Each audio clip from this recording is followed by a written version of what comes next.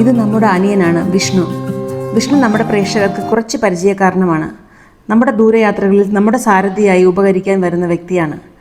നല്ല മനുഷ്യനാണ്. വിഷ്ണുവും വിഷ്ണുവിൻ്റെ മകനും കുറച്ച് ഫ്രണ്ട്സും ബന്ധുക്കളുമായി ഈ ഡിസംബർ 2-ാം തീയതി ശബരിമല യാത്രയ്ക്കായി അരുമന ശ്രീ ധർമ്മശാസ്ത്ര ക്ഷേത്രത്തിൽ വെച്ച് കെട്ടുകെട്ടി ഏകദേശം രാത്രി 7-7:30 ആയപ്പോഴാണ് അവർ പുറപ്പെട്ടത്. സ്വാമി അയ്യനെ കാണാൻ പൊന്നമ്പലമേ.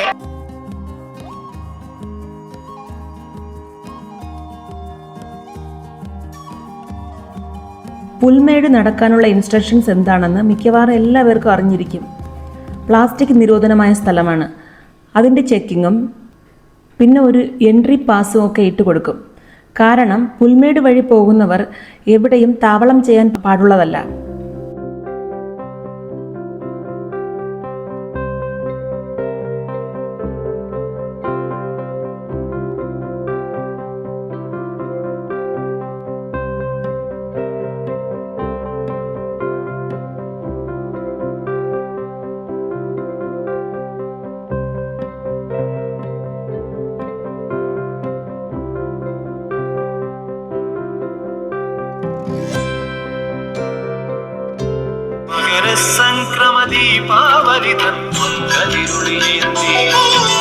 മനസ്സിനുള്ളിൽ മണികണ്ഠ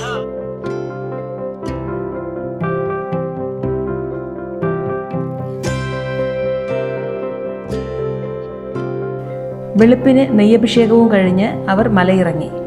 നീലിമല ഇറങ്ങി പമ്പയിലെത്തി തിരിച്ച സ്ഥലത്തേക്ക് മടങ്ങിയെത്തി.